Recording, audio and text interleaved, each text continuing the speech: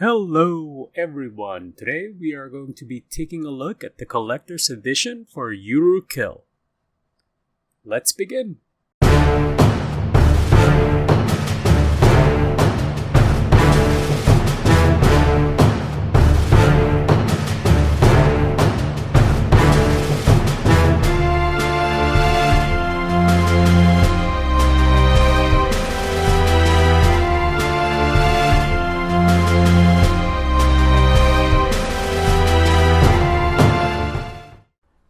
Okay, so let's take a look at this collector's edition.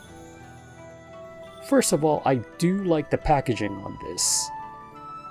The box art itself is pretty clean. The only label you'll actually see is on the top. You'll see their Yurukill. And the bottom, where you'll see the contents of this collector's edition.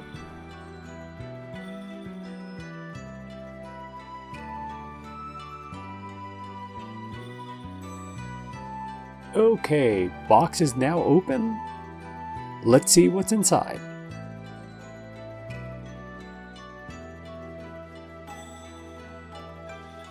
First item is a Clot Poster. I'd say that's pretty standard for most NIS games.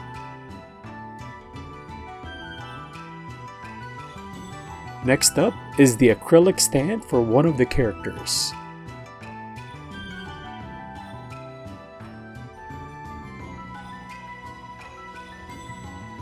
To be honest, I am not a big fan of these on any of the NIS Collector's Edition. Next up is a pin.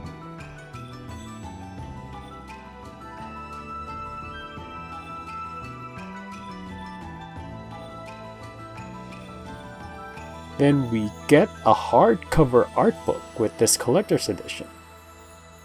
That is pretty nice.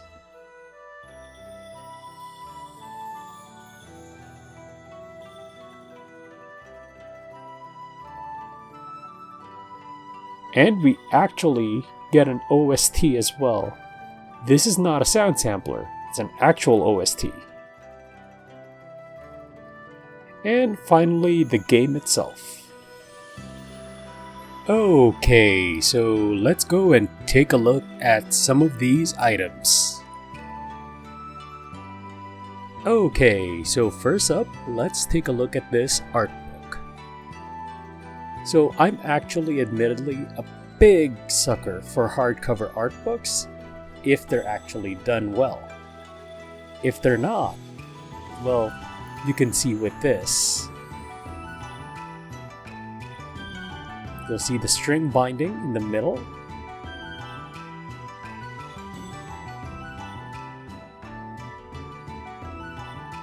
Has a very particular sound some of the pages actually makes.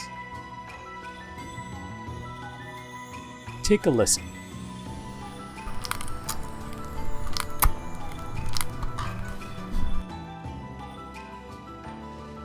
Now, I don't know if you should actually blame that within the storage process of this collector's edition or its manufacturing.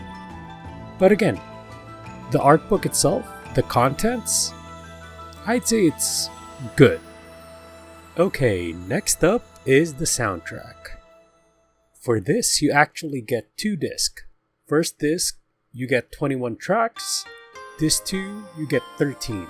So overall, you get 34 game tracks within that actual OST.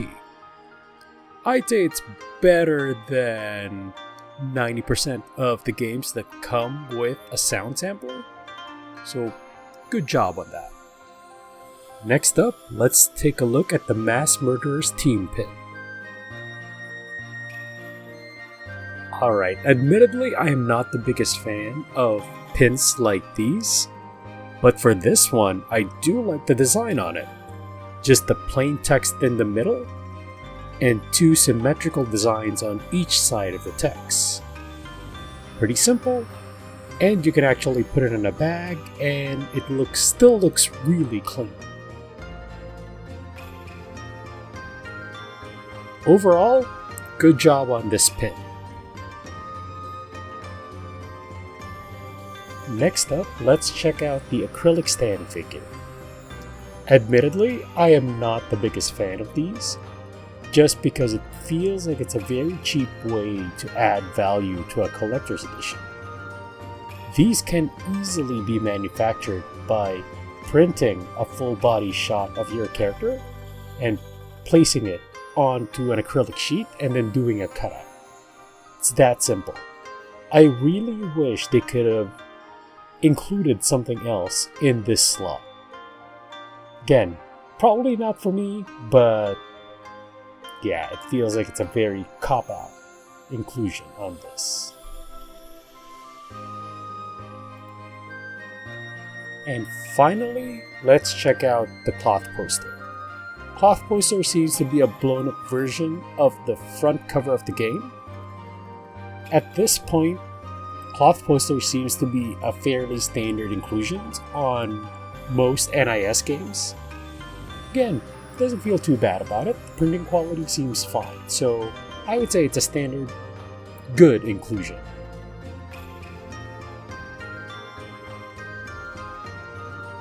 Alright, so as a whole, this collector's edition feels like it's a mixed bag, to be honest. Just because, while again, I do love hardcover art books, the problem is the quality of the hardcover art book on this one feels a bit off, just because of the stiffness or how it's stored. Again, I'm not also a big fan of any of these acrylic standoffs. It feels like it's a very cheap way to add value to a collector's edition, but in the meantime, the original soundtrack, the pin, and the cloth posters are good additions to it.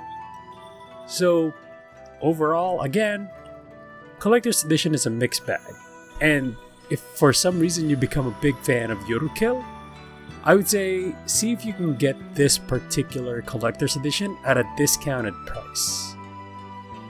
If you have any questions about this collector's edition, leave a comment down below. I'll try to respond as best as I can. For now, see ya!